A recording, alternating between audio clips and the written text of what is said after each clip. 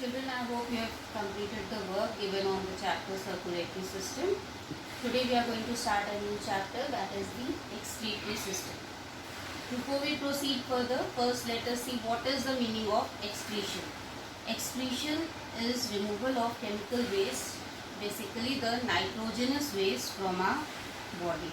Now a number of substances are excreted from our body.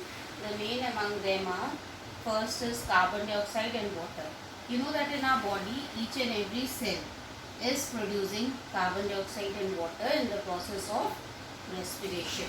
And this carbon dioxide is taken, it gets combines with the hemoglobin of the blood, and it is taken through the bloodstream to lungs, and from the lungs it is given out of the body.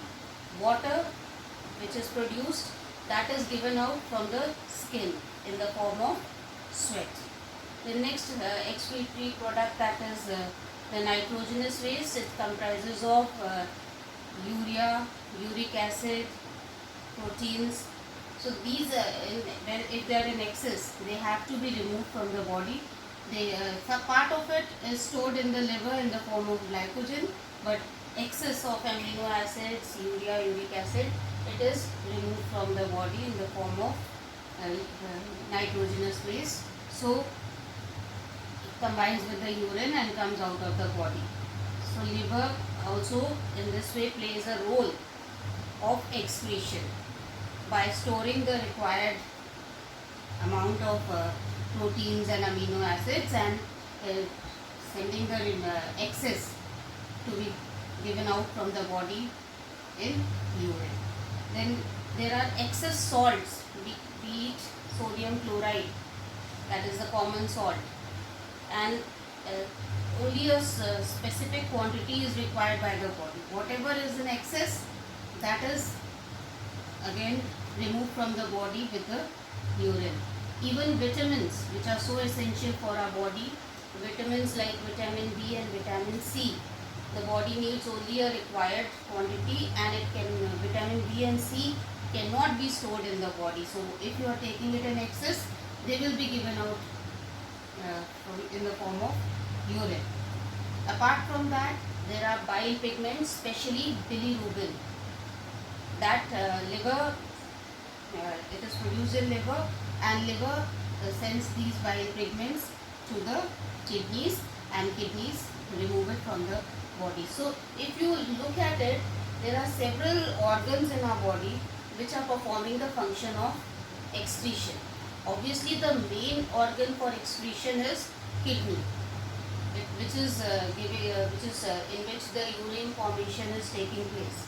Please, excretion is removal of waste through urine.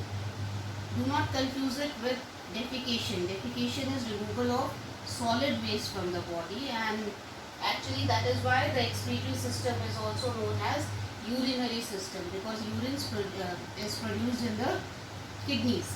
Kidneys produce urine, and they along with the urine, a lot of waste material, nitrogenous and chemical waste material is eliminated from the body. Lungs are also acting as excretory organs. They are removing the carbon dioxide which is harmful for us from our body. Then liver, it is removing excess of amino acids, proteins, urea, uric acid, all of which, if they accumulate, uric acid, if it accumulates in our body, it is highly poisonous. So liver also to some extent is helping in the process of excretion. Excess of it sends to the kidney, and kidneys remove it from the body. So these are all the skin. The process of sweating takes place from skin, which is covering the whole of the body. So it is removing excess of water from the body. So that is also acting as an excretory organ over here. So but our excretory system comprises of kidneys. So let us see what is the excretory. Let's study about the excretory system or the urinary system.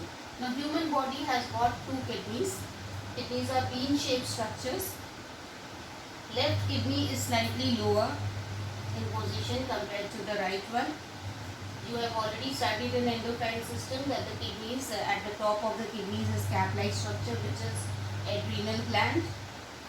Then kidneys are joined by tube-like structures which are called as ureter to the bladder, which is urinary bladder. See, the humans do not keep urinating the whole time. The urine that is produced, it is stored in the urinary bladder, and once the bladder becomes full, then from the urinary bladder through the structure urethra, urine is given out of the body. Now this opening of urinary bladder into urethra is controlled by circular muscles which are called as sphincter muscles. Okay, so when the bladder becomes full, the sphincter muscles, they open the opening to the urethra, and then the urine is eliminated from the body. Now in the urine, the blood is being supplied from kidney, not in the urine, sorry, from the kidney.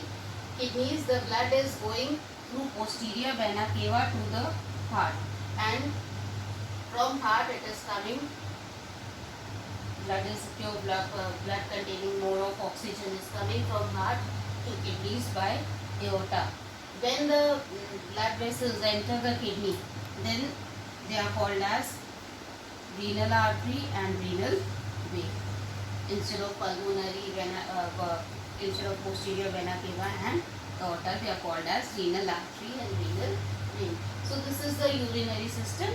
Now let us study about the structure of kidney in detail.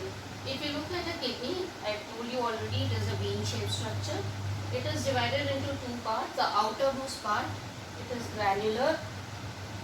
You can see dark spots over here. That is called as cortex. And the inner part is called as medulla.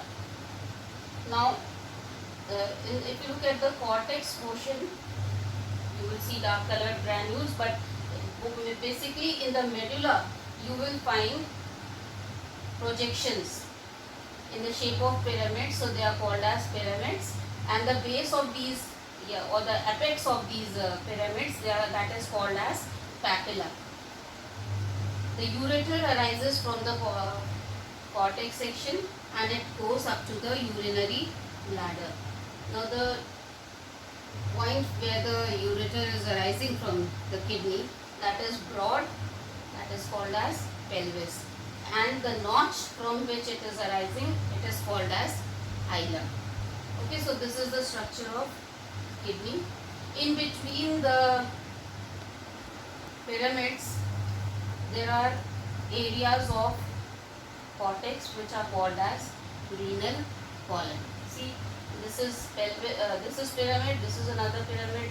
So this part of cortex which is in between the two pyramids, that is called as renal column. So this is the structure of kidney. The remaining we will do in our next week.